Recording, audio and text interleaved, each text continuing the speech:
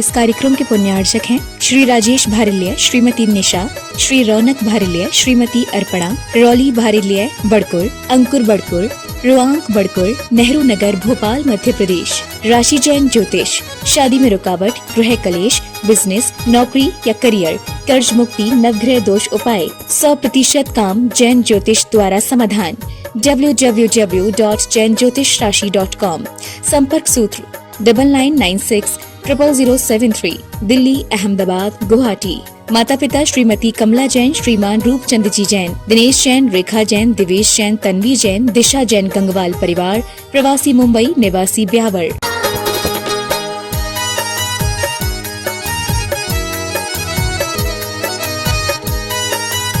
देवादिदेव 1008 श्री भगवान महावीर स्वामी की जय जय जय। अहिंसा परमो धर्म की जय जय जय। परम पूज्य आचार्य गुरुवर श्री विद्यासागर जी महाराज की जय जय जय। बोले परम पूज्य 108 वर्षीय प्रमाण सागर जी महाराज की जय जय। जीवन के दोषों और दुर्बलताओं को दूर कर जीवन को आगे बढ़ाने वाले कहरे की बात हम सब कर रहे हैं। विगत दिन हमने आप सबसे झगड़े की बात की थी, आज उससे आगे की बात है। आज ट है और ट की तरफ जब मैं देखता हूं तो हमारे सामने टकराव आता है और ये टकराव हर व्यक्ति के मन में किसी न किसी रूप में दिखाई पड़ता है। वस्तुतः ये टकराना एक क्रिया से उत्पन्न हुआ है। टकराना एक क्रिया है, लेकिन यही क्रिया हमारे जीवन में कई बार क्या प्रायः बड़ी बड़ी समस्याएं उत्पन्न कर देती है।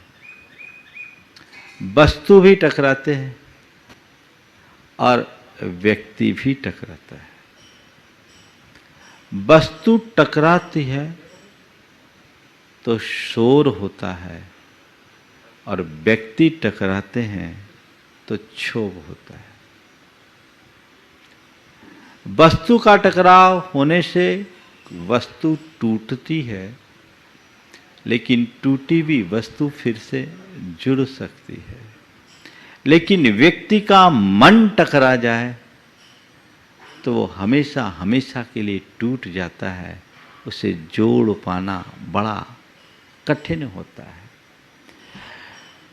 वस्तु के टकराव से भी खतरनाक है मन का टकराव। 4 बातें आप सबसे करूंगा जो इस टकराव की क्रिया से जुड़ी है। टकराना, टक्कर देना, टक्कर लेना और टक्कर टालना। टकराना सामान्य क्रिया, एक दूसरे से लोग टकरा जाते हैं। वस्तुओं से टकराती है, अनेक संबंध संयोग बनते हैं, वस्तुएं टकराती। व्यक्ति भी एक दूसरे से टकरा जाते हैं। कब टकराते हैं? जब गाढ़ अंधेरा हो, हम एक दूसरे को देख ना पाए तो टकरा जाते हैं। जैसे एक दूसरे से टकराते हैं, अंधकार के कारण टकराते हैं, तो तुरंत क्या कहते हैं, भाई साहब माफ करना, मुझे दिखा नहीं, क्षमा, सॉरी, हो जाता है, मामला वहीं खत्म हो जाता है ना। तो एक टकराव वह है जो हमें न दिखने पर होता है। यह तन का टकराव है जो तब होता है जब हमें दिखता नहीं है। पर इससे भयानक मन का टक्कर है, मन का टकराव है। वो तब होता है जब हमें सूझता नहीं है। मनुष्य विवेकहीन हो जाता है, अपने अहंकार में अंधा हो जाता है, तो बड़ी भयानक स्थिति होती है। एक दूसरे से टकरा जाते हैं, और ये टकराव बहुत भयानक होता है। एक क्षण का टक्कर पूरे जिंदगी को चक्कर में डाल देता है। पूरा जीवन टकराव के साथ चलता है और फिर उससे व्यक्ति के संबंध आपस में चूर चूर हो जाते, तार तार हो जाते हैं। कहते हैं कांच टूट जाए तो गला के फिर से जोड़ा जा सकता है, पर दिल टूट जाए तो उसे जोड़ना बहुत कठिन है। मन में टक्कर आना ही नहीं चाहिए। अगर मन टकरा रहा है तो जरूर कहीं न कहीं हमसे कोई कमी है। तो हम टकराने की बात करें, दो वस्तु टकराए, दो व्यक्ति टकराए, लेकिन यदि उसे हमने वहीं खत्म कर दिया तो ठीक हो जाए। वस्तु टकराती है, टूटती है, तो फिर भी वो हमारे किसी न किसी काम की हो जाती है। एक मटका अगर टूट जाए तो कुछ नहीं है, तो खप्पर का काम का तो आ ही जाता है, लेकिन मन टूट जाए तो बहुत मुश्किल। ये टूटन क्यों है? ये टक्कर के कारण है। और ये टक्कर किसका है? अहंकार का टक्कर है। और अहंकारी क्या करता है? टकराता ही नहीं है, टक्कर लेता है और टक्कर देता है। टक्कर लेने का मतलब सामने वाले को छेड़कर अपने लिए चुनौती आमंत्रित करना। चुनौती आमंत्रित करना, हम तुम्हें टक्कर दे रहे हैं, यानी तुम्हें नीचा दिखाने का प्रयास कर रहे हैं। टक्कर देना, सामने वाले को नीचा दिखाने का प्रयास करना, अपनी श्रेष्ठता दिखाना, उसे पराभूत करने की कोशिश करना। यह सब किसी युद्ध के मैदान में हो तब तो चलता है, क्योंकि युद्ध तो कचित कदाचित होता है। लेकिन जब ये घर परिवार में ही हो जाए तो जीवन नरक बन जाता है। घर को परिवार की तरह होना चाहिए, घर को युद्ध का मैदान कभी नहीं बनाना चाहिए। लेकिन जहां अहम फलता है वहां ऐसी विषमताएं उत्पन्न होती है।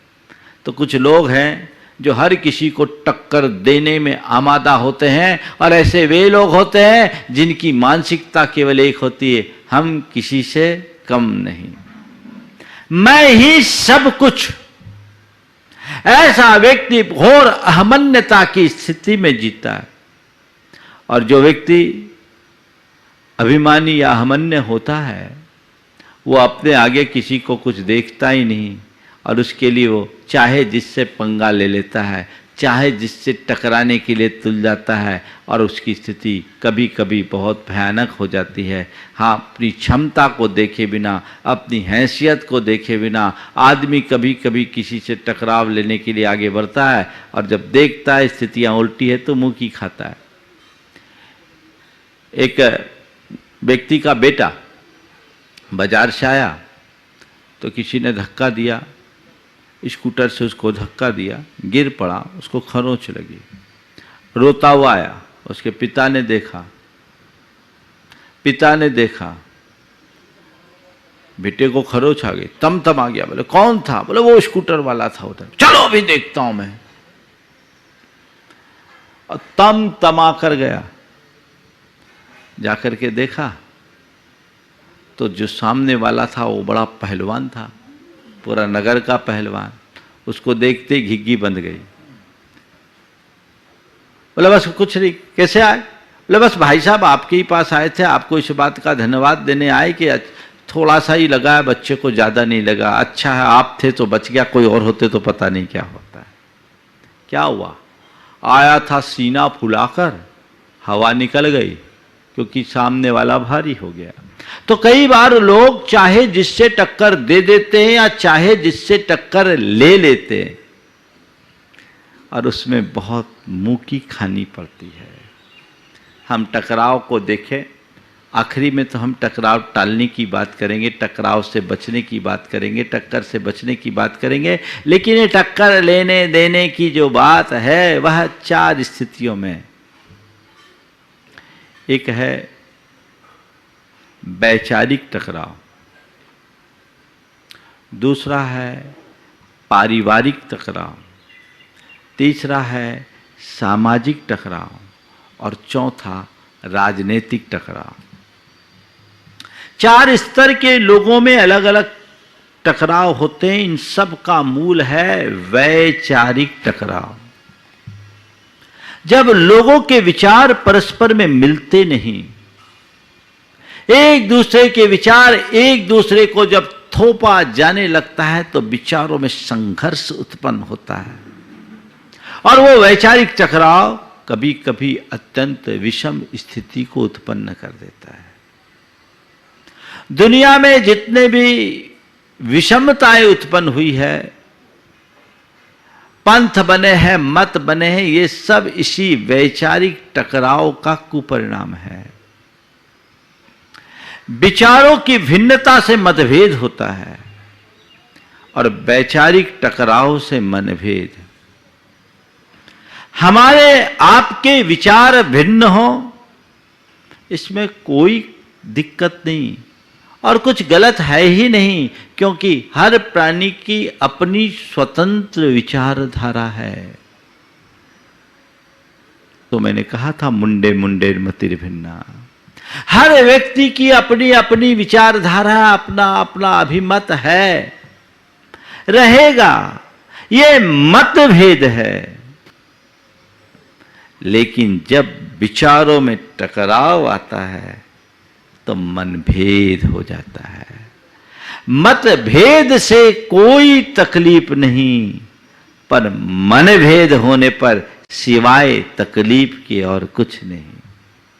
जब हमारा किसी से मनभेद होता है तो उस व्यक्ति के प्रति पूर्वाग्रह बनता है, उसके प्रति द्वेषपूर्ण दुर्भावनाएं उत्पन्न होती है और ये पूर्वाग्रह से प्रेरित द्वेषपूर्ण दुर्भावना एक दूसरे के बीच बहुत बड़ी दूरी खड़ी कर देती है, खाई उत्पन्न कर देती है, जिससे जीवन की समरसता समाप्त होती है। संत कहते मतभेद हो मनभेद न हो। अपने विचारों को विनम्रता से रखो, पर किसी पर अपने विचार थोपने का दुराग्रह मत रखो। अगर तुम्हारा किसी से मन नहीं मिलता, तुम्हारी असहमति है, तो उस असहमति को अपने विनम्रता के साथ प्रकट करो, वो तुम्हारा धर्म है। लेकिन अगर किसी से कोई असहमति है तो उसके प्रति ऐसी आपत्ति दर्ज न करो कि सामने वाला बौखला उठे। उसका काम उसका है, मेरा काम मेरा है। मेरी जिसमें सम्मति है वो मैं स्वीकार करूंगा, जिससे मैं असहमत हूं मुझे वो स्वीकार नहीं करना। लेकिन मेरा यह आग्रह दुराग्रह ही माना जाएगा कि जो मुझे सम्मत है वह सबको सम्मत हो, और जिससे मैं असहमत हूं उससे सब असहमत हो। ये मनुष्य के उथलेपन की पहचान है और यही मनुष्य को अंदर से तोड़ती है।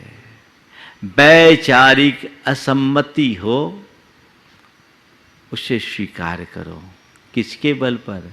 वैचारिक सहिष्णुता के बल पर। सामंजस्य बन जाएगा। जब अभिमान आता है तो टकराव बढ़ता है। जब जब अभिमान आया है टकराव बढ़ा है, क्योंकि वो मनुष्य की सोच को संकीर्ण बना देता है। वो विचारों में मतभेद नहीं, विचारों में भेद ही पैदा कर देता है, मन में भेद पैदा करता है। ये अहंकार की परिणति है, जिसकी चर्चा अभी थोड़ी देर बाद करूंगा। कई लोगों के परिवार में मतभेद होते हैं, पारिवारिक टक्कर। एक परिवार में दो परिवारों के बीच टक्कर, और दो परिवारों के बीच टक्कर जाने दो, एक परिवार की अनेक सदस्यों में टक्कर, बड़ा टक्कर होता है। वो एक दूसरे को नीचा दिखाने का कोई मौका नहीं चूकते। आपको क्या बताऊं, मैं एक जगह था, समाज के दो प्रमुख परिवार थे, किसी आयोजन के निमित्त बोली लग रही थी। अब बोली चालू हुई, एक ने लिया तो दूसरे ने भी बोलना शुरू कर दिया। मेरा वहाँ प्रवेश हुए 2-3 दिन ही हुआ था, ज़्यादा अनुभव नहीं था, लोगों से परिचय नहीं था। जैसे ही दोनों के बीच में बोलियां चढ़ने लगी तो अप्रत्याशित रूप से बोली बढ़ते गई।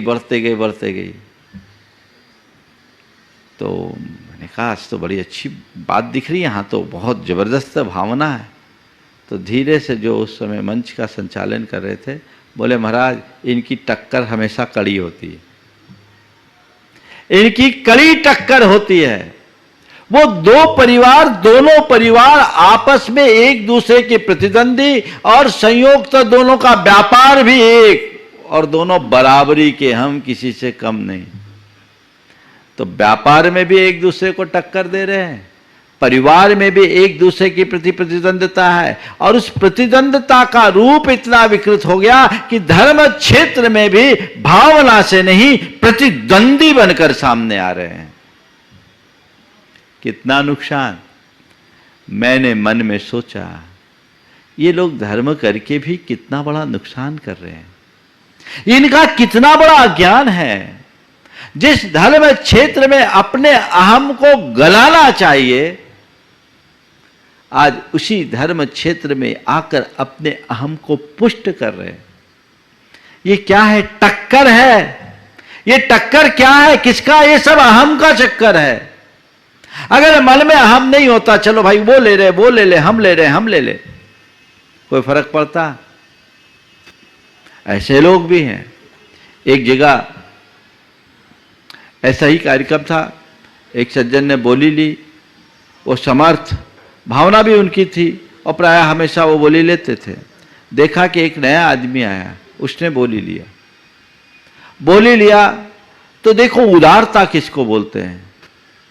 उन्होंने अपने आप को विड्रॉ कर लिया और उसके नाम पर बोली जाने दी। बोली टूट गई। घर परिवार के और उनके मित्रों ने कहा इतना अच्छा अवसर था, आपने क्यों नहीं लिया? बोले नहीं, मैंने नहीं लिया, उसको लेना चाहिए, वो आदमी पहली बार आया है, मैं उससे टक्कर लेता तो अनावश्यक उसके ऊपर बोझ पड़ता, मुझे उससे टक्कर लेने की कोई ज़रूरत नहीं थी, इसलिए मैंने टकराव को टाल दिया है। हाँ, मेरी भावना थी जितना मुझे बोलना है उतना मैं दान कर रहा हूँ। उनने अपना एक चेक दे दिया। ये एक सोच है। पारिवारिक टकराव लोगों के मध्य बहुत होता है और अब तो दो परिवारों के बीच टकराव तो बहुत दूर है। ऐसे भी आप देखेंगे कई जगह हमने देखा है कि दो परिवार पीढ़ियों से एक दूसरे के प्रतिद्वंदी बने हुए हैं, एक दूसरे के प्रतिद्वंदी। ये अच्छी बात नहीं है, इससे बचना चाहिए। लेकिन अब तो परिवार के सदस्यों में भी टक्कर, भाई भाई को टक्कर दे रहा है, भाई भाई से टक्कर ले रहा है, पिता पुत्र के बीच में टक्कर, और अब तो पति पत्नी के बीच में भी टक्कर। क्या है जीवन? एक दूसरे के बीच ये जो चीजें हैं, ये मनुष्य को पूरी तरह से बर्बाद कर लेने वाली है। यहां अपने आप को बचाना चाहिए। तो परिवार में टक्कर और परिवारों का टक्कर दोनों बड़ा खतरनाक है। एक बार मैं जब ऐसी चर्चा कर रहा था तो मुझसे कहा, महाराज जी अब परिवार में अनेक सदस्य तो थोड़ी बहुत तो खटपट होगी। बोले थोड़ी बहुत खटपट होगी? बोले 4 बर्तन है तो आपस में टकराएंगे तो आवाज़ तो होगी। बोले आएंगे, होने दो आवाज़, कोई दिक्कत नहीं है। थोड़ी बहुत खटपट होना अलग बात है, पर पूरी जिंदगी ही खटपट होते रहना ये अच्छी बात थोड़ी है। थोड़ा ये देखो, कचित कदाचित खटपट है कि पूरी जिंदगी ही खटपट में जा रही है। उसने कहा महाराज 4 बर्तन होंगे, आवाज़ तो होगी। हमने बिल्कुल ठीक है, बर्तन से बर्तन को टकराते हो टंकार उत्पन्न होती है, लेकिन उन्हीं बर्तनों के मध्य जब लयबद्धता आ जाए और आपस में तालमेल बना करके टकराव तो क्या होता है? मधुर झंकार उत्पन्न होती है। संत कहते हैं टकराना ही है तो टंकार की तरह नहीं, झंकार की तरह टकराओ। तुम्हारे आपस में मतभेद है, डिफरेंस ऑफ ओपिनियन है, कोई दिक्कत नहीं, लेकिन इंटरनल एडजस्टमेंट होना चाहिए। और वह एडजस्टमेंट तब होगा जब तुम्हारी परस्पर प्रगाढ़ता हो, प्रेम हो, आत्मीयता की भावना हो। तो ये हो तो स्वाभाविक रूप से एक दूसरे से जुड़ जाओगे, ज्यादा कुछ कहने की जरूरत नहीं होगी। तो चीजों को उस तरीके से देखने वाले लोग टकराव से बचेंगे। ये पारिवारिक टकराव है, सामाजिक टकराव। समाज में भी लोग एक दूसरे के साथ टक्कर देते हैं, और हम तो कई समाजों में देखें अलग अलग दलबंदियां हो जाती है, और जब समाज में चुनाव होता है तो कितना टकरावपूर्ण माहौल बन जाता है, बड़ी गंदगी। एक्चुअल में ये यथार्थ है, जहां टक्कर होगा वहां टूटेंगे। अगर व्यक्ति किसी से टकराता है, व्यक्ति का मन टूटता है, परिवार टकराता है, परिवार टूटता है, और समाज टकराते हैं, समाज टकराता है तो समाज टूटती है। समाज के दो दल होंगे। एक जगह चुनाव का माहौल था सामाजिक, बड़ा कशमकश। संयोग था, मेरा एक दिन पहले आना हुआ, मैंने देखा मतदान था। ऐसी कसमकस, ऐसी कसमकस, ऐसी कसमकस। मैंने कहा भाई, मैंने जो देखा और समझा, इसको देख करके तो मैं यही कहूंगा, दोनों में कोई जीत जाए समाज हारेगी। दोनों में कोई जीत जाए समाज हारेगी, क्योंकि दोनों के मध्य टकराव इतना प्रगाढ़ है कि दोनों के कारण समाज दो भागों में टूट गई। कितना बेहतर होता कि लोग आगे आते, इन्हें समझाते, और ये लोग भी अपना थोड़ा ईगो कम कर लेते और तालमेल बनाकर व्यवस्था में आगे बढ़ जाते, तो कोई कठिनाई नहीं होती। लेकिन कोई झुकने के लिए तैयार हो तब तो टकराव। और राजनीतिक टकराव से तो आप लोग सब परिचित हैं ही, है ना। जब चुनाव होता है तो कहते कांटे की टक्कर। तो ये टक्कर जो हमारे मन में प्रतिद्वंद्वता उत्पन्न करे, महाभयावह है, उससे बचना चाहिए। टकराव को टालना है, और क्या करना है, समझौता को अपनाना है। हमें टकराव नहीं, समझौता। कैसे करे? टकराव को टालने के लिए आज 4 बातें आप सबसे कहूंगा। आप चाहते हैं कि आपका किसी से कोई टकराव ना हो, आपके मन में किसी से कोई टक्कर की भावना ना हो, किसी के प्रति द्वेष या घृणा का भाव ना हो, तो उसके लिए सबसे पहली बात है सहिष्णुता को अपनाएं, वैचारिक सहिष्णुता को अपनाएं। वैचारिक सहिष्णुता को अपनाने का मतलब है व्यापक दृष्टि रखें, सहनशील बने। कोई कुछ कह दे तो उसको उस तरीके से ना पकड़े, बुरे में भी अच्छा देखने की कोशिश करे।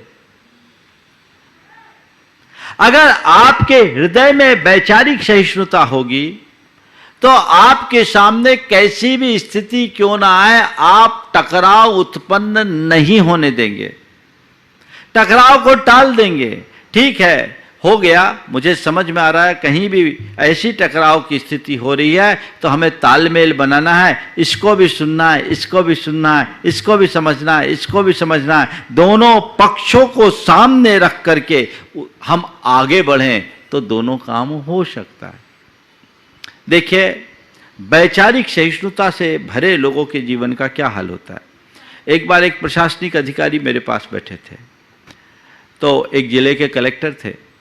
उन्होंने कहा कि महाराज जी, कई बार हम लोगों के सामने बड़ी विषम स्थिति हो जाती है। स्थिति ऐसी भयानक होती है, आपस में लोगों की बड़ी टक्कर हो जाती, सांप्रदायिक टक्कर हो जाती, राजनीतिक टक्कर हो जाती है, कभी कभी दंगे फसाद की स्थिति बनने लगती है। उस समय में हम लोगों को बहुत कई बार बहुत विषम स्थिति का सामना करना पड़ता है, और छोटी छोटी बातों का बतंगड़ बन जाता है, समझ में नहीं आता क्या करें। मैंने उन्हें एक घटना सुनाई।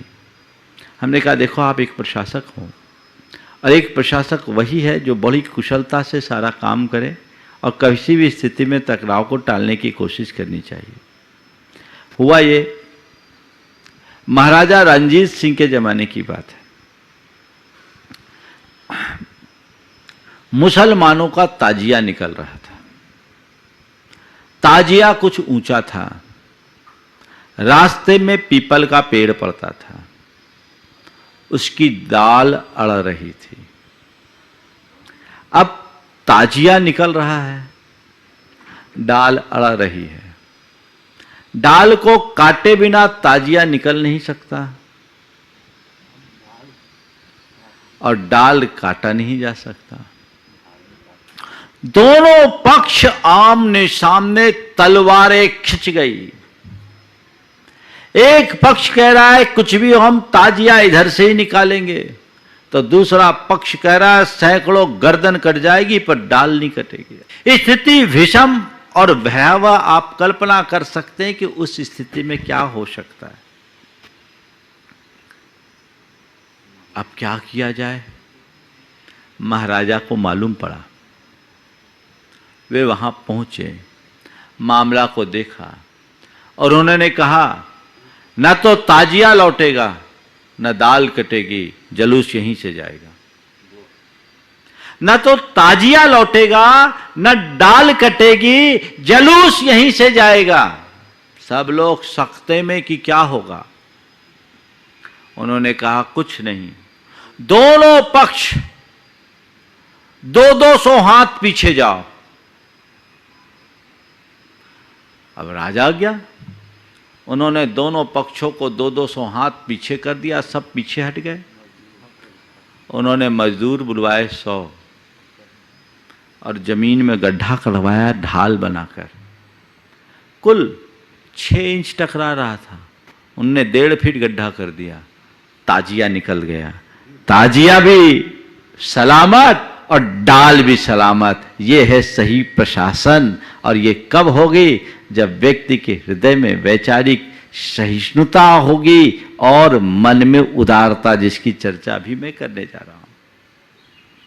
कभी ऐसी बात अटक जाए तो आप अड़ने की जगह रास्ता निकालने का सोचो।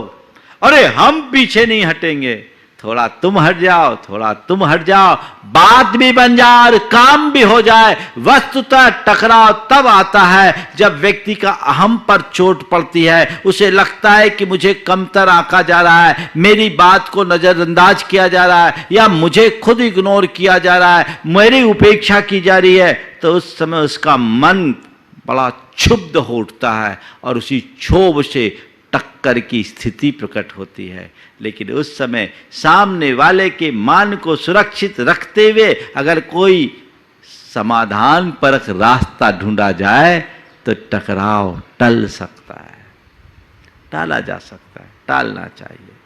तो वैचारिक सहिष्णुता टकराव को टालने का पहला रास्ता। दूसरा है उदारता। मन में उदारता हो, कभी टकराव नहीं आएगा। जब व्यक्ति उदार होता है ना, तो छोटी मोटी बातों को पकड़ता नहीं, वो त्यागने के लिए तैयार होता है, तत्पर होता है। एक परिवार, 4 भाइयों का परिवार।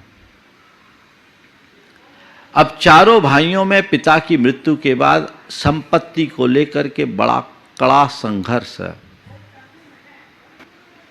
बड़ा प्रबल मतभेद भी हो गया था, खींचातानी जबरदस्त थी। लेकिन उस परिवार के बड़े भाई ने जब देखा कि चंद संपत्ति के पीछे मेरा पूरा घर भी नष्ट हो रहा है, ये ठीक नहीं। उन्होंने कहा, तीनों भाइयों को अपने पास बुलाया, बैठा और कहा, देखो भाई, आज मेरे मन में एक विचार आया, भाव आया। बोले क्या है? मेरे मन में ये भाव आया कि हम इस संपत्ति के लिए लड़ रहे, ये ठीक नहीं। हमारे पिता की समय की ये संपत्ति है, आज पिताजी नहीं है, पर उनके जाने के बाद हम लोग आपस में लड़ेंगे तो उनकी आत्मा को शांति नहीं मिलेगी। मैंने एक बात सोचा है और मुझे लगता है उसे मान लो तो सब कुछ ठीक हो जाएगा। मैं ये सोच रहा हूँ कि हमारी संपत्ति है, उसमें 4 भाग करो और एक सबसे छोटा भाग मुझे दे दो और सबसे बड़ा भाग मेरे सबसे छोटे भाई को दे दो, क्योंकि उसके मन में लालसा ज़्यादा थी। बोले बाकी जो बचा है वो आप दोनों ले लो, मेरा अब क्या है, मेरे पास ज़्यादा अब कुछ बचा भी नहीं, मेरी उम्र भी हो गई और मुझे लगता है कि अब जितना अंश आप लोग दोगे उतने में भी मेरा काम हो जाएगा, क्योंकि मेरे बच्चे अब समर्थ हो गए हैं, वो कुछ न कुछ कर लेंगे, हम उठ कर के खड़े हो जाएंगे। पर मुझे ऐसा लगता है कि छोटे के लिए अभी 2 बेटियां भी हैं, उसके हक में हम सबको त्याग करना चाहिए, और वो शायद इसीलिए इस तरह का आग्रह कर रहा है। मेरा प्रस्ताव है, आप सब इसे मान ले तो बहुत अच्छा होगा। जितनी उदारता से उन्होंने बात की, शेष भाइयों को भी ये बात समझ में आई। लेकिन देखो उदारता व्यक्ति के हृदय को कैसे परिवर्तित कर डालती है। छोटा भाई जो इस बात को लेकर सबसे ज़्यादा उतावला था और लड़ाई कर रहा था, उसने कहा नहीं भैया ऐसा नहीं होगा, आप बड़े भाई हो, आपने इस व्यापार को सबसे ज़्यादा इस स्थिति में ला कर के खड़ा किया है, ऐसा नहीं करते, हम बराबरी से कर लें। बड़े भाई ने कहा बेटा देख, बड़ा बड़ा होता है, छोटा होता है, संपत्ति में बराबरी हो सकती है लेकिन उम्र में किसी की बराबरी नहीं हो सकती। मैंने जो तुमसे कहा वो करो, मुझे उसकी ज़रूरत नहीं, मुझे दिख रहा है कि तुम्हें इस बात की आवश्यकता है, तुम इसे स्वीकार करो। बस मेरा तुमसे केवल इतना ही कहना है कि ये तुम इतनी उतंडता करके जो ले रहे हो, यदि यही बात तुम अलग से आकर के बोले होते तो शायद हम लोगों में और ज़्यादा आनंद होता। एक व्यक्ति की उदारता से कितना बड़ा सामंजस्य बन गया। चुटकी भर उदारता बड़े बड़े संग्राम को समाप्त कर देती है। थोड़ी सी सूझबूझ, थोड़ी सी समझ, थोड़ी सी उदारता, मामला हो गया, ठीक हो गया। और अगर खींचातान हो, मैं लूं, जैसा कि ज़्यादातर देखने को मिलता है, तो बड़ा गड़बड़ हो जाता है। एक दूसरा प्रसंग मैं आपको बता रहा हूँ। ये सारे जो भी प्रसंग मैं सुनाता हूँ आपको, वो सुनाता हूँ जो लोग मुझे आकर के अपने जीवन में बीती हुई बातें बताते हैं। एक परिवार में 3 भाई बड़े प्रेम से रहते थे, लेकिन एक दिन बड़ा भाई आम लेकर आया और एक साथ बड़े भाई का बेटा और छोटे भाई का बेटा दोनों उसकी तरफ लपके। छोटा भाई जिसका बेटा जिस तरफ था उस हाथ में बड़ा आम था, और उनका बेटा जिस तरफ था उस हाथ में छोटा आम था। उनने हाथ को क्रॉस करके छोटा आम छोटे भाई के बेटे को दे दिया और बड़ा आम बड़े भाई के बेटे को दे दिया। छोटे भाई ने उसी दिन देखा और देखते ही अपने पिता के पास पहुंचा। कहा पिताजी आज हम सबको अलग होना है और आज ही अलग होना है। पिता ने कहा क्या बात हो गई, आज तक तो अपने घर में कुछ खटपट हुआ नहीं, तुम अलग होने के। बस मैंने कह दिया आज ही अलग होंगे और सब कुछ मेरी शर्तों के अनुसार होगा। पिताजी बड़े चकराए, ये तो बड़ा गड़बड़ है, क्या करें कैसे करें, कुछ समझ में नहीं आ रहा है। मैं मेरे ही शर्तों पर होगा। पिताजी ने समझाने की कोशिश की, नहीं माना। रात के 11 बजे आखिरकार बैठे तीनों भाई और पिता, और फिर बोला बोल अब तेरे को अलग ही होना है तो क्या करना है। बोले पिताजी अपने पूरी संपत्ति के हम 3 हिस्से करेंगे और एक हिस्सा 50% होगा, एक हिस्सा 30% होगा और एक हिस्सा 20%। सब चीज़ों का असेसमेंट करके 50% एक तरफ, 30% एक तरफ, 20% एक तरफ। सोचे अब क्या करेगा ये।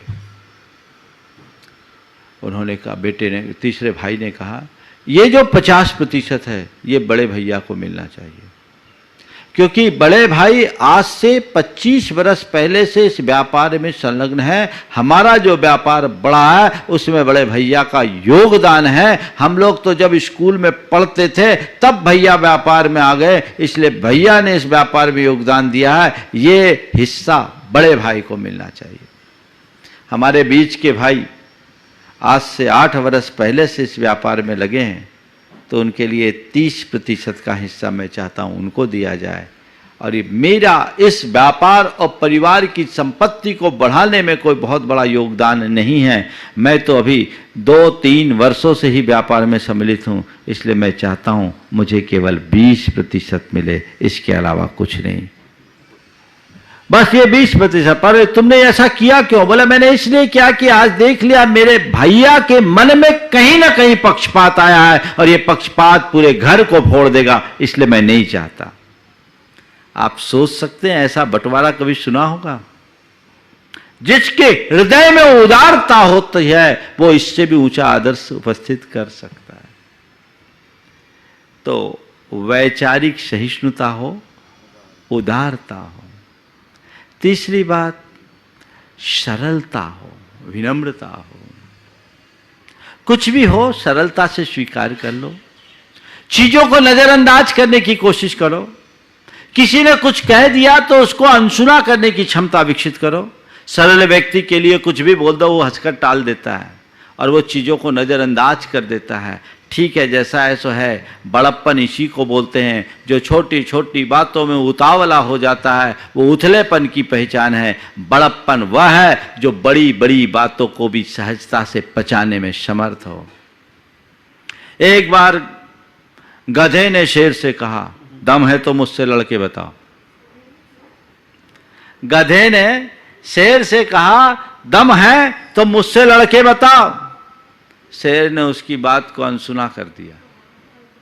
शेर ने उसकी बात को अनसुना कर दिया। गधा हेकड़ी बताते हुए आगे बढ़ा। तभी लोमड़ी आई और कहा, शेर मामा आपकी इतनी सामर्थ और उसके बाद इस गधे की इतनी औकात जो आपको चुनौती दे दे। आपके सामने गधे की इतनी औकात जो आपको चुनौती दे दे, आप गधे को सबक नहीं सिखा सकते? उसने कहा, लोमड़ी देख बात केवल इतनी सी है, गधे और मेरे बीच में अगर लड़ाई होगी, मेरे और गधे के बीच में लड़ाई होगी तो गधे को हारना तय। और मैं गधे को हरा भी दूंगा तो क्या होगा, शेर हूं, गधे को हराया, गधे को तो हारना ही था। लेकिन देखो लड़ाई आखिर लड़ाई है। कहीं गधे का कोई दांव मुझ पर पड़ गया और दांव मर्मघाती हो और मैं मर गया तो मेरी जग हंसाई होगी। दुनिया यही कहेगी, अरे देखो बड़ा शेर बना फिरता था, गधे ने मार दिया। इसलिए उससे न भिड़ने में ही मेरी भलाई है। समझ गए? तो जब कभी ऐसी चुनौती परक बात आए ना, सरल चित्त से उसे नजरअंदाज कर दो। वहीं के वहीं उसे समाप्त करने की बुद्धि जगा लो। मामला को खींचने मत दो, सरलता अपना लो, काम खत्म। ठीक है, ये मामला यही रफा दफा। लेकिन लोगों को इसमें रस नहीं आता।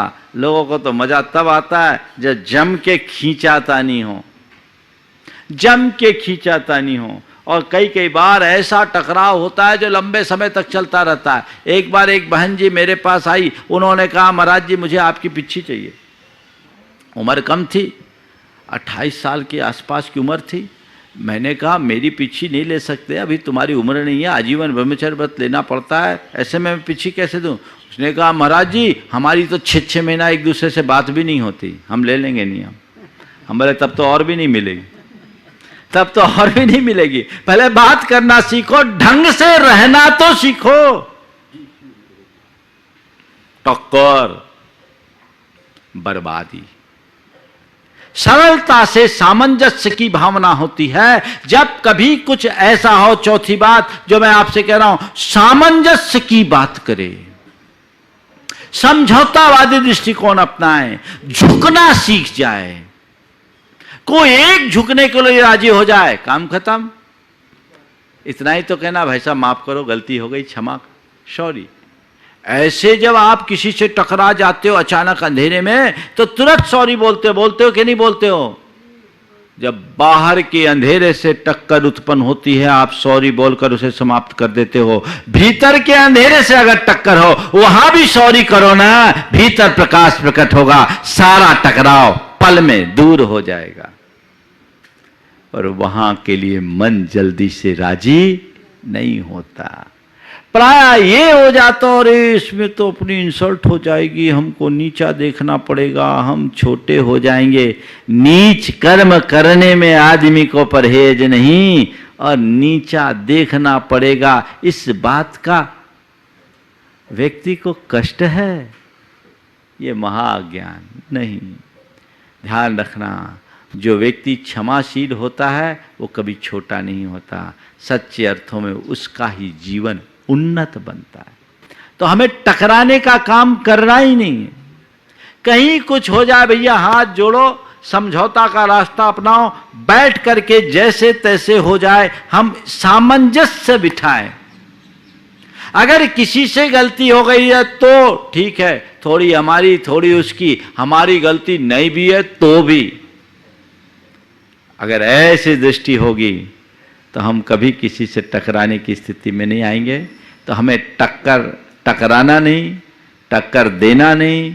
कोई टक्कर दे तो हमें लेना नहीं, जैसे गधे ने शेर को दिया था, हमें लेना नहीं। आजकल तो थोड़ा कुछ बोल दे तो देखो क्या होता है, सब गधे की चुनौती खा रहे हैं, टक्कर ले रहे हैं और हाल खराब कर रहे हैं। तो टकराना नहीं, टक्कर देना नहीं, टक्कर लेना नहीं, जितना बने टकराव को टालने की कोशिश करना। जहां तक बने टकराव को टालने की कोशिश करना। दिख जाए आदमी खतरनाक है, भैया पंगा ही मत लो, इसका परिणाम बुरा निकलना है, हाथ ही मत डालो, टकराव को टालो। और किसी के मध्य अगर टकराव है तो उसे यथासंभव संभालो, जीवन इसी में सफल होगा, सार्थक होगा। तो हम टक्कर से बचें और अपने जीवन को आगे बढ़ा सके, इसी स्वभाव के साथ आज यहीं पर विराम। बोलिए परम पूज्य आचार्य गुरुवर श्री विद्यासागर जी महाराज, देवादिदेव 1008 श्री भगवान महावीर स्वामी की जय जय जय। अहिंसा परमो धर्म की जय जय जय। परम पूज्य आचार्य गुरुवर श्री विद्यासागर जी महाराज की जय जय जय। बोलिए परम पूज्य 108 मुनिवर श्री प्रमाण सागर जी मुनिराज की जय जय जय। वर्तमान दौर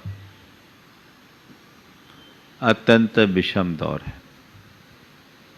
इस दौर में सर्वत्र डर का वातावरण है, हर कोई अंदर से डरा हुआ है, सहमा हुआ है। और इस डर की स्थिति में मनुष्य भीतर से बहुत कमजोर हो रहा है। मैं इसी डर की बात करना चाह रहा हूँ। आज डर है और डर का मतलब डर। डर या भय एक नकारात्मक भावना है जो हर किसी मनुष्य के जीवन में हीनाधिक रूप में पाई जाती है। ये एक ऐसी दुर्बलता है जिसके कारण व्यक्ति अपनी आत्म क्षमताओं को भी भूल जाता है, उसकी आत्मशक्ति कुंठित होने लगती है और जो वो पा सकता है, जैसा वो हो सकता है, उससे वंचित हो जाता है। मनुष्य के सामने जब कभी कोई ऐसी स्थिति आती है उसका मन घबरा उठता है और ऐसी स्थिति में कई लोग तो थर थर काँपने भी लगते हैं। डर का वेग जब मनुष्य के जीवन में उत्पन्न होता है तो उसके शरीर की जैव रासायनिक प्रक्रियाएं भी पूरी तरह से बदल जाती है। शरीर में होने वाले विभिन्न प्रकार की ग्रंथियों का जो रासायनिक स्राव है उसमें भी बदलाव आ जाता है और ये परिवर्तन मनुष्य के लिए अनेक रोगों का भी कारण बन जाता है। मैं बात केवल भय से संबंधित, डर से संबंधित कर रहा हूँ। मैं चाहता हूँ कि ऐसे इस वातावरण में भी हम डर से मुक्त होकर, निडर होकर कैसे जिएं, अभय होकर कैसे जिएं, हमें ये समझना है। सबसे पहले हम डर के कारणों की बात करें। मेरे देखिए 4 कारणों से मनुष्य के मन में डर उत्पन्न होता है। सबसे पहली बात, किसी वास्तविक या काल्पनिक वस्तुओं को भयप्रद कारणों के उपस्थित हो जाने पर। ऐसा कोई कारण उपस्थित होता है जिसको लेकर के मन में डर हो जाता है। हम देख रहे हैं ये अमूमन होता है, कोई वातावरण बिगड़ा, अचानक ऐसा कुछ हो जाए तो मन में डर लगने लगता है, जैसा कि अभी लोगों के मन में डर है। महामारी फैली है और इस महामारी के लोग शिकार हो रहे हैं, और शिकार हो रहे हैं कई लोग हैं जिनका शरीर भी छूट रहा है। उनको देखकर लोगों को डर, कहीं मुझे ना हो जाए, कहीं मुझे ना हो जाए, कहीं मुझे ना हो जाए। कई बार मनुष्य के मन में कई काल्पनिक बातें ऐसे जुड़ जाती है जिसको लेकर के व्यक्ति के अंदर एक प्रकार का डर होता है, जो एक प्रकार का फोबिया जैसा है। कई लोग हैं जैसे कुछ भी बोल दो तो उसके मन में डर, कुछ भी बोल दो तो उसके मन में डर। ये एक डर का कारण है जिसकी चर्चा अभी थोड़ी देर बाद मैं आप सबसे करूँगा। डर का दूसरा कारण है आत्मविश्वास की कमी। तीसरा कारण है अंधविश्वास, और चौथा कारण है नकारात्मक सोच। काल्पनिक या वास्तविक वस्तुओं को देखकर मन में डरना, आत्मविश्वास की जहां कमी होती वहां मन में डर होना, अंधविश्वास हमें बहुत डराता है, और नकारात्मक सोच तो डर का मूल कारण है। हम इन चारों को देखें और चारों को हम कैसे इनसे बाहर निकले इसकी चर्चा मैं साथ साथ करूंगा। कई लोग हैं जिनका स्वभाव ही डर का होता है, थोड़ी थोड़ी बातों में डरते हैं। वो वे लोग होते हैं जिनका आत्मविश्वास कमज़ोर होता है, जो अंधविश्वासों से झगड़े होते हैं, जिनकी सोच नकारात्मक होती है। लेकिन डर का एक जो फोबिया है, किसी भी बात से, वास्तविक हो या काल्पनिक, किसी भी बात को लेकर के डरने लगते हैं। जैसे एक बार ऐसा हुआ, एक बहन जी मेरे पास आई, तो चर्चा में बैठी थी मेरे पास, और किसी ने कह दिया देखो बाजू के कमरे में एक दो छिपकली है। वो छिपकली सुनी और ऐसी घबराई कि मानो उसके तो प्राण निकल गए। कि क्या बात हो गई, मुझे कुछ आता पता था नहीं। उसने केवल इतना ही कहा कि बाजू में छिपकली है, थोड़ा सा ध्यान रखना, वो साफ सफाई कर रहा होगा। आवाज़ अंदर आई, वो चर्चा भी भीतर नहीं है, बाहर है, और एक स्टाफ किसी कर्मचारी से कह रहा है। लेकिन वो सुनी और एकदम ऐसी घबराई कि मुझे भी बिल्कुल एक पल के लिए लगा कि ये क्या हो गया। वो भागने लगी, उसके साथ उसके परिवार के अन्य सदस्य भी थे। हमने क्या हो गया? बोला महाराज ये छिपकली से डरती है। बोला हद हो गई, यहाँ छिपकली है कहाँ? इस कमरे में तो कोई छिपकली। वो महाराज आवाज सुन ली। अब बड़ा मुश्किल, मन में एक बार बैठ गया ये भूत है, डर का भूत।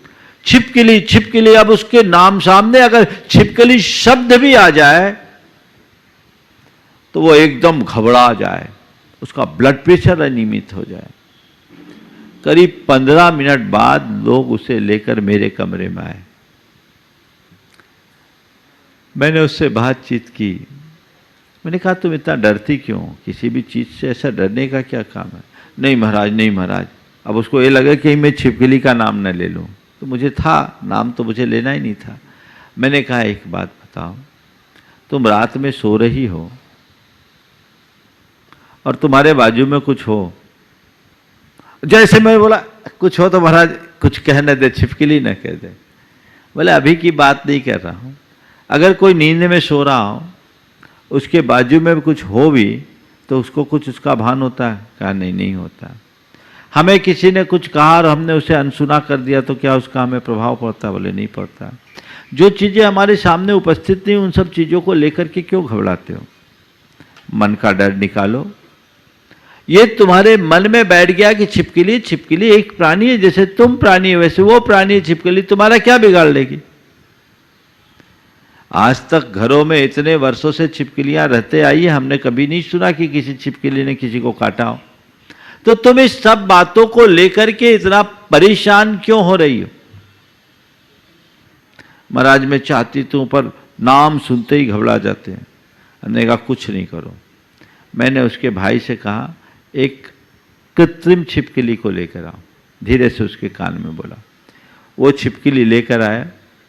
लेकर जैसे आया, जैसे उसके साथ बोले कुछ नहीं करो, तुम शांति से बैठो, मैं बैठा हूं। बोले ये क्या है? छिपकली है, इसको पकड़ो, छूने की कोशिश करो, ये तो निर्जीव चीज है, इससे क्यों डर रही हो?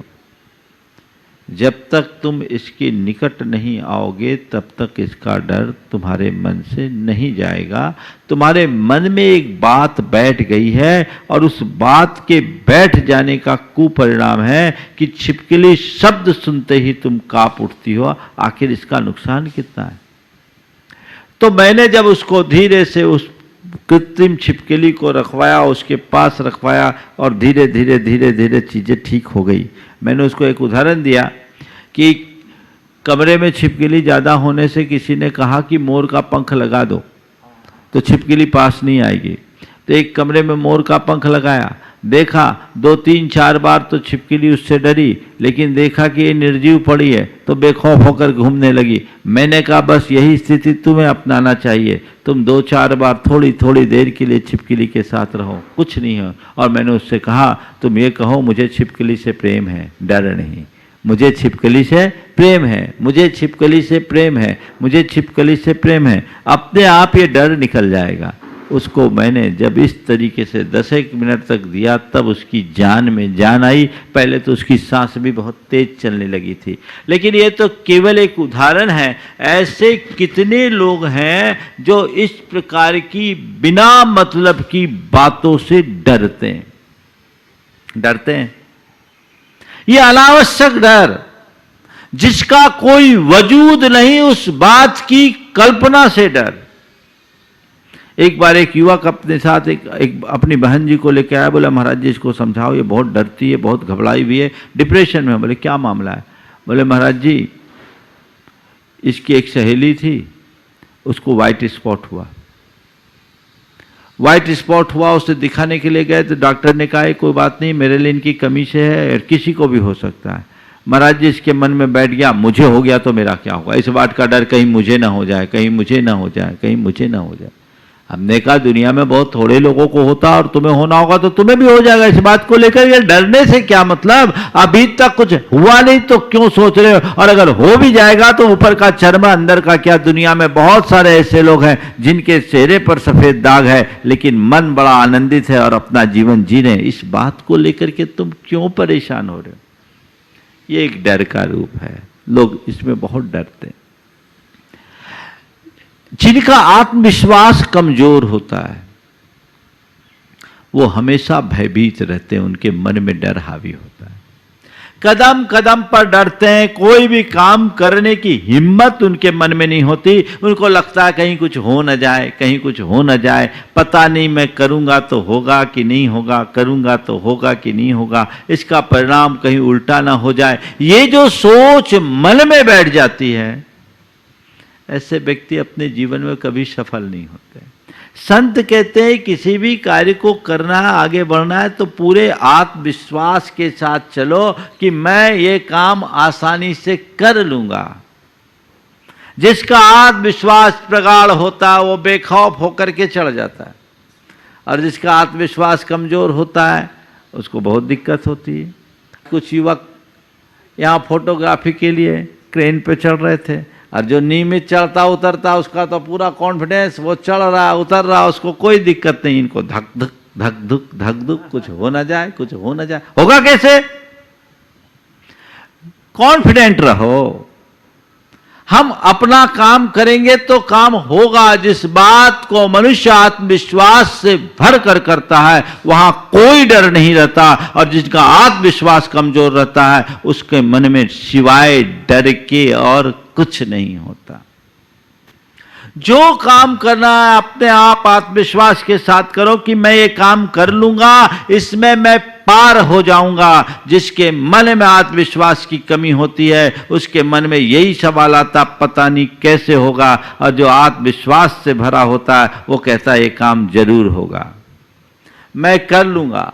मुझे डरने का कोई काम ही नहीं, सोचना ही नहीं। किस बात का डर? मैं पार पा जाऊंगा। आत्मविश्वास से अपने आप को लवरेज रखिए, कुछ भी हो। और आत्मविश्वास बहुत व्यापक शब्द है। आत्मविश्वास जहां सेल्फ कॉन्फिडेंस की बात करता है, वहीं आत्मविश्वास हमारी आत्मा के विश्वास के प्रति भी इंगित करता है। बाहरी डर भय आपके आत्मविश्वास से दूर होगा, और अगर आपको अपनी आत्मा का विश्वास हो गया तो डर टिकेगा ही नहीं। कुछ भी हो जाए, क्या होगा, आखिरकार क्या होगा? ज्यादा से ज्यादा मनुष्य की मृत्यु होगी, तो मृत्यु तो एक दिन होनी है। मृत्यु किसकी है? जो उत्पन्न हुआ। उत्पन्न कौन हुआ? ये शरीर उत्पन्न हुआ। नष्ट कौन? मरेगा कौन? ये शरीर मरेगा। देह का जन्म होता है, देह की मृत्यु होती है। ये तो अनादि से हम करते आए हैं। अनंतों बार हमारा जन्म हुआ है, अनंतों बार हमारा मरण हुआ है, लेकिन इस जन्म और मरण के बाद भी हमारा आज तक कुछ बिगड़ा नहीं है। मैं आत्मा हूं, ये विश्वास जिसके मन में होता है, उसके हृदय में किसी भी बात का डर नहीं, मरने का भी डर नहीं होता। न मैं मृत्यु कुतो भी थी, जब मैं मृत्यु रूप हूं ही नहीं तो मुझे डरना किस बात का। आज लोग इस कोरोना काल में कोरोना की बीमारी से जितने प्रभावित हो रहे हैं, उसमें डर भी एक बड़ा कारण है। जो लोग डर जाते हैं, घबरा उठते हैं, कहते हैं उनकी इम्यूनिटी और वीक हो जाती है, और ऐसे लोगों की रिकवरी बहुत मुश्किल हो जाती है। कहते पहले अपने अंदर आत्मविश्वास जगाओ और मन का खौफ उठाओ, हटाओ कि कोरोना क्यूरेबल है, दिमाग से निकालो। अभी तो कोरोना का नाम सुनते ही पूरा परिवार घबरा उठता है कि क्या हो गया, अब क्या होगा, अब क्या होगा, अब क्या होगा। अरे भैया, जो होना होगा सो होगा, घबराने से क्या होगा? बीमारी आई है, जाएगी। बहुत सारे लोग कोरोना से संक्रमित हो रहे हैं, लेकिन ठीक होने वालों की संख्या ज़्यादा है, अस्पताल में जाने वालों की संख्या कम, और अस्पताल में जाने वालों में मरने वालों की संख्या तो लगभग 1.6% ही है। डरने का क्या काम? मैं ठीक हो जाऊंगा, ये विश्वास जिनका होगा, मैं ठीक हो सकता हूं, ये विश्वास जिनका होता है, वो जल्दी ठीक होते हैं। पर कहीं मैं मर ना जाऊं, कहीं मैं मर ना जाऊं, कहीं मेरा कुछ बिगड़ ना जाए, कहीं मेरा कुछ बिगड़ ना जाए, तो उस व्यक्ति का निश्चित रूप से बिगाड़ हो जाता है। अपना आत्मबल बढ़ाना चाहिए, मनोबल बढ़ाना चाहिए, आत्मविश्वास जागृत करके रखना चाहिए। आत्मविश्वास कमजोर होगा, आप जीवन में कभी सफल नहीं होंगे। किसी भी क्षेत्र में चले जाए, आत्मविश्वास से भर करके जिए। कोई चिंता नहीं, कोई डर नहीं, नहीं तो मन थरथराते रहेगा और कुछ भी हासिल नहीं कर पाओगे। जो कुछ करना है करो, विश्वास होना चाहिए, नहीं तो घबरा जाओगे थोड़े थोड़े में, तो कभी सफलीभूत नहीं होगे। हाँ, आत्मविश्वासी होने का मतलब ये नहीं कि कोई भी काम आंख मूंद कर करो। आत्मविश्वास के साथ करो, पर सतर्कता अपनाते हुए। किसी भी प्रसंग में सतर्क रहना समझदारी है, पर उसके प्रति शंका करना पागलपन। मन में डर या शंका को उत्पन्न मत होने दो, लेकिन सतर्क होकर काम करो। जो भी काम हमें करना है, तल्लीनता से करना, तन्मयता से करना है, और उसमें अपेक्षित सतर्कता अपना करके चलनी है। एक सज्जन आए, मास्क भी नहीं लगाए, अंदर आ गए। मैंने कहा भैया थोड़ा सा दूर रहो। बोले महाराज आप भी डरते हो? हाँ, हम बोले तुम जैसे लोगों से दूर रहने में अपनी भलाई समझते हैं, हम डरते तो नहीं है, पर तुम लोगों से दूरी बना के जरूर रखना चाहते हैं। मतलब ये डर क्या, जो होना होगा सो होगा। हम बोले भैया ये सब ना समझो की सोच है। एहतियात रखना डर नहीं, समझदारी का परिचय है। कोई आदमी जहर की शीशी हाथ में लेकर जहर पिए कि मैं तो मरने से नहीं डरता, उसको हम क्या कहेंगे? ये तो आत्महत्या का कुप्रयास है। निडर होने का ये मतलब नहीं कि दुस्साहसी बन जाओ। निडर होने का मतलब ये नहीं है कि तुम स्वेच्छाचारी बन जाओ। निडर होने का मतलब ये है कि स्थिरता पूर्वक जीवन जियो, अपने में सावधान और सजग रहो। मैंने उन्हें समझाया कि मैं अपनी मृत्यु से नहीं डरता, लेकिन मैं ये चाहता हूं कि मेरे निमित्त से महामारी किसी को न फैले। सतर्कता तो अपनानी ही पड़ेगी। जो जहर है उस जहर से तो दूरी रखनी ही पड़ेगी।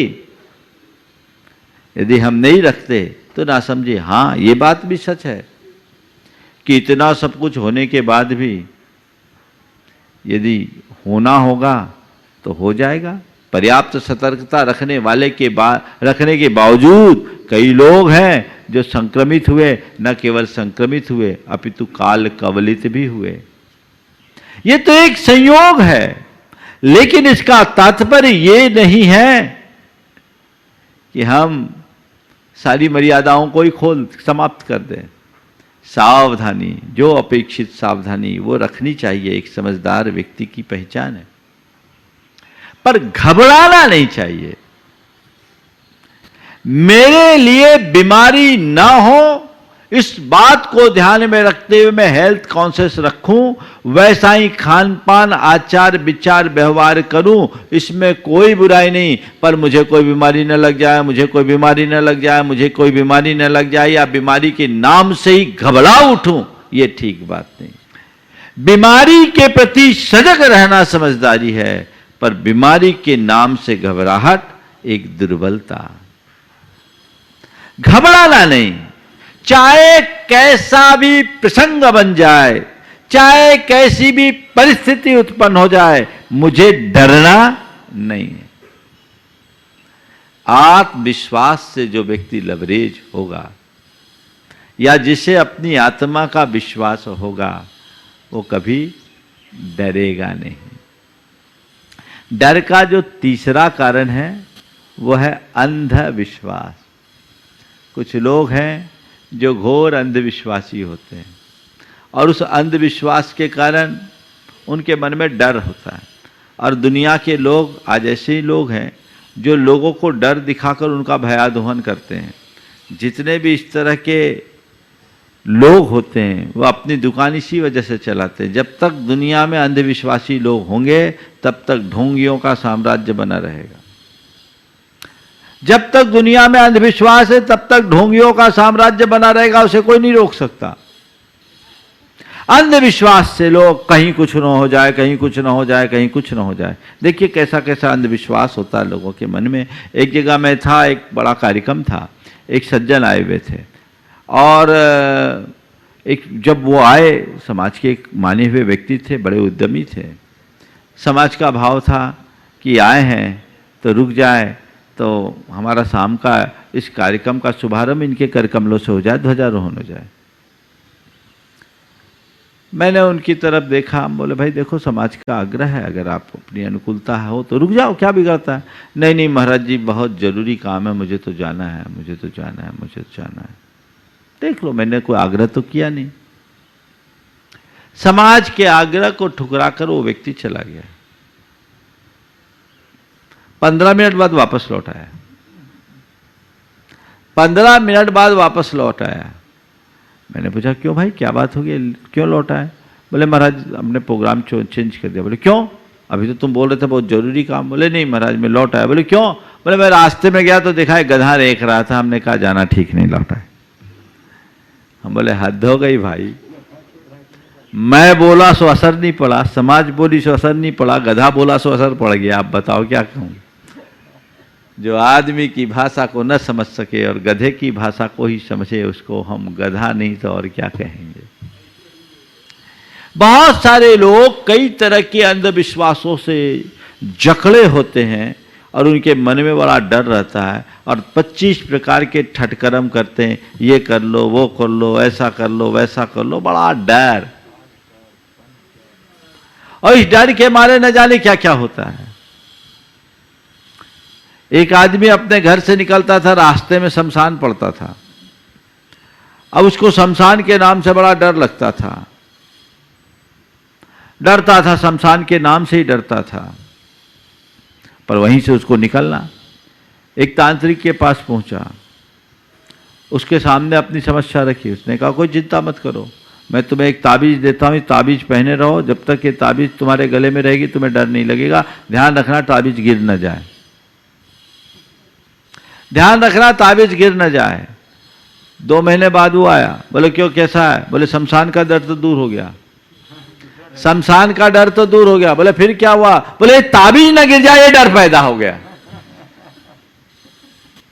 जब तक तुम्हारे मन में डर है, दुनिया के कितने भी ठट कर्म कर लो, डरते ही रहोगे। अंधविश्वासी मत बनिए, आत्मविश्वासी बनिए। कर्म सिद्धांत पर विश्वास रखिए। जो कुछ होना होगा होगा, चुनौतियां आएगी, सामना करूंगा। हर प्रकार की चुनौतियां जीवन में आ सकती, बड़ी से बड़ी चुनौतियां जीवन में आ सकती, कई तरह की विषमताएं मनुष्य के जीवन में आती, आएगी, सामना करूंगा।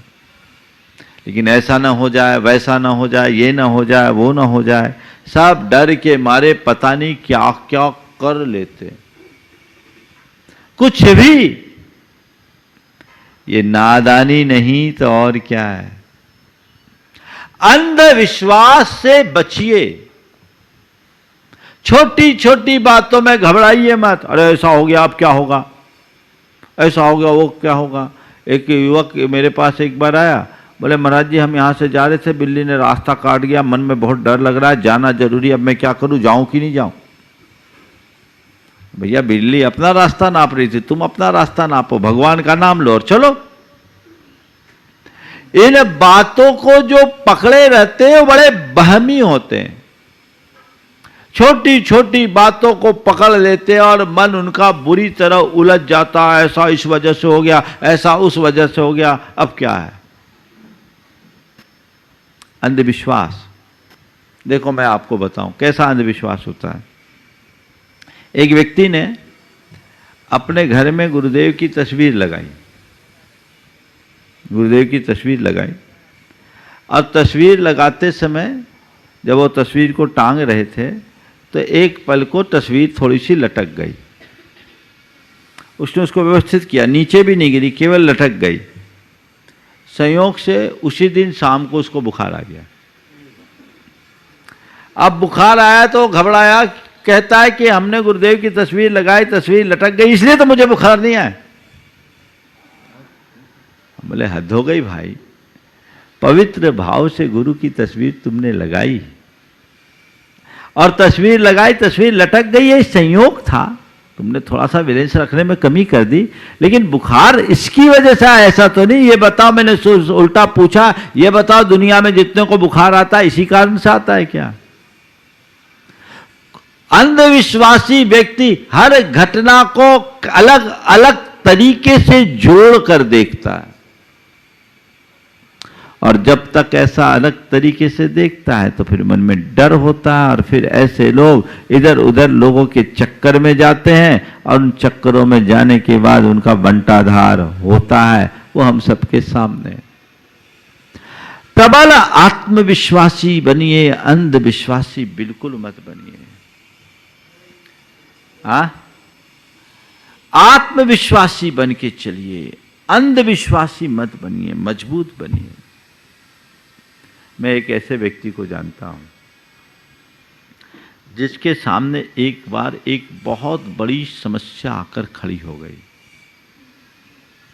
समस्या क्या हुई? उसकी कुछ संपत्ति थी, उस संपत्ति पर कुछ माफियाओं की दृष्टि पड़ गई। वो अकेला जा रहा था, रास्ते में माफियाओं ने घेर लिया, उनके गुर्गों ने घेरा। स्थिति ऐसी थी कि कहीं भी उसकी हत्या हो सकती है, लेकिन वो व्यक्ति रंच मात्र नहीं घबराया।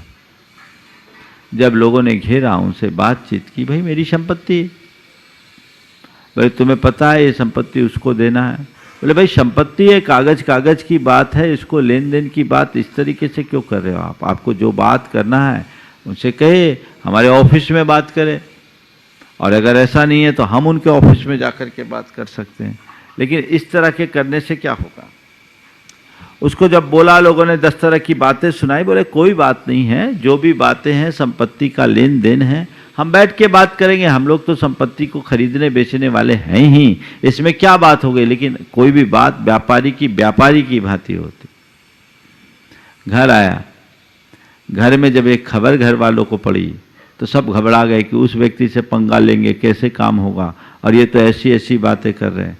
उन्होंने कहा क्या बात हो गई, वो भी इंसान है, हम भी इंसान है, ज़्यादा से ज़्यादा क्या करेगा, वो मार डालेगा और तो कुछ नहीं कर सकता ना, लेकिन मरना तो एक दिन है ही, पर मेरी आयु जब तक है तब तक वो मेरी हत्या नहीं कर सकता, मुझे इतना विश्वास है। और मेरा मरना यदि उसी के निमित्त से लिखा होगा तो मुझे कोई बचा भी नहीं सकता, मैं इसे भी समझता हूँ।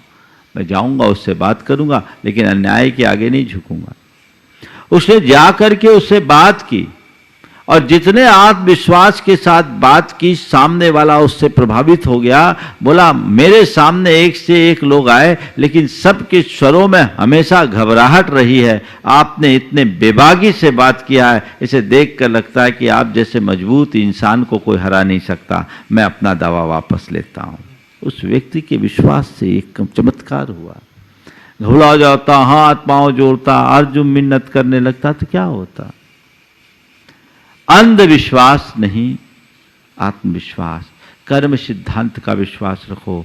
कल कहीं कुछ हो न जाए इसकी चिंता न करो, आज ठीक से जियो, कल भी अच्छा होगा।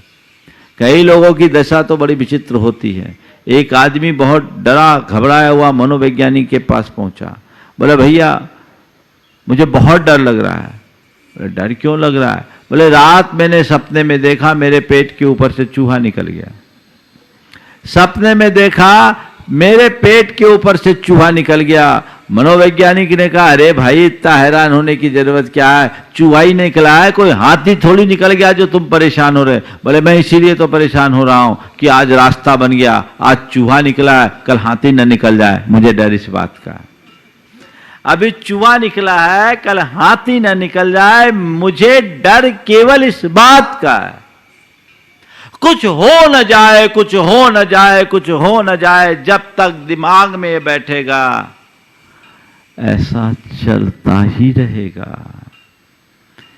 जो कर्म सिद्धांत पर भरोसा रखकर जीने वाले लोग हैं वो सोचते क्या कुछ होगा, जो मेरे कर्म के उदय में होगा सो होगा, डरना किस बात का।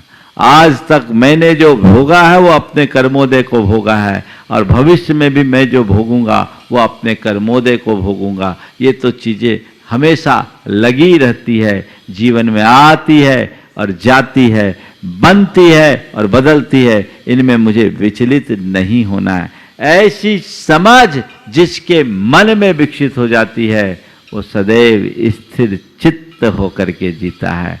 अपने मन में अंधविश्वास को हावी मत होने दो, कर्म सिद्धांत पर विश्वास रखो, आत्मविश्वास जगाओ, जीवन आगे बढ़ेगा।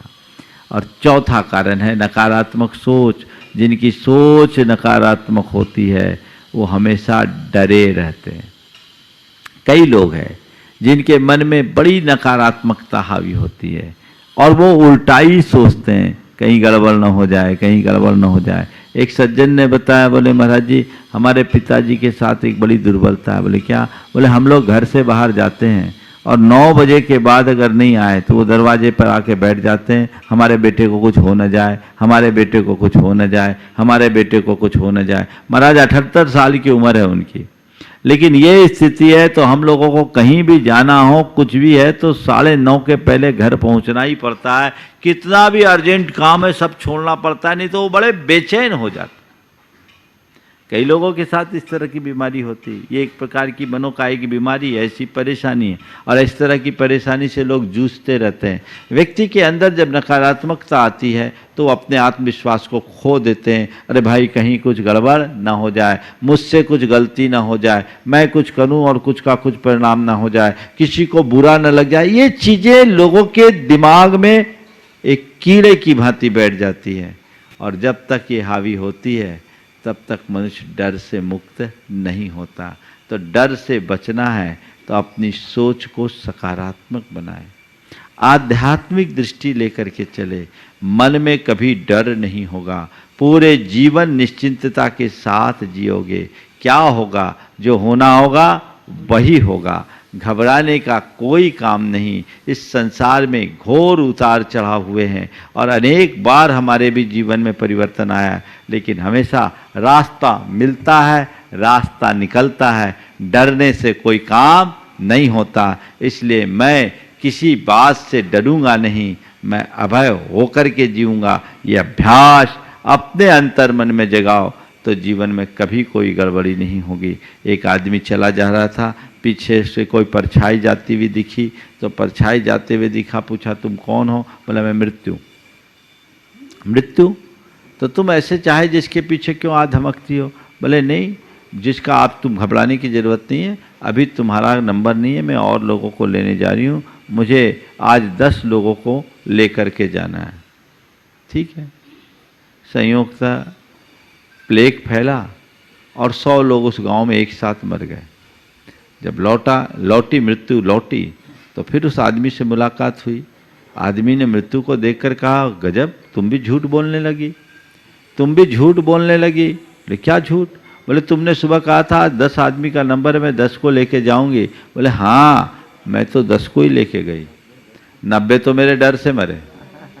मैंने तो 10 को ही मारा है, 90 मेरे डर से मरे हैं। बात केवल इतनी समझने की है कि अपनी मौत मरने वाले लोगों की संख्या कम है, लेकिन डर के कारण बेमौत मरने वालों की संख्या ज़्यादा है। तो डर एक बहुत बड़ी दुर्बलता है। इस डर को दूर करने के लिए हमें चाहिए कि हम आध्यात्मिक दृष्टि रखें, सकारात्मक सोच रखें, आत्मविश्वास पर जिएं, से भर कर जिएं और कर्म सिद्धांत पर विश्वास करें।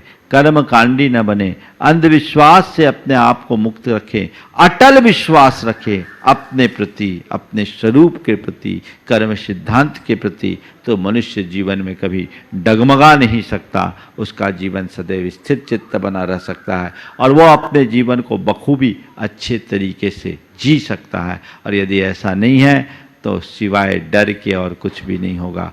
डर के जीने से अच्छा है मर जाना, ऐसा लोग कहते हैं, पर मैं कहता हूँ डर के जीने से अच्छा मर जाना। क्या बात है, मरा थोड़ी मरता है, जिंदा ही मरता है, वो तो पहले ही से मरा हुआ है।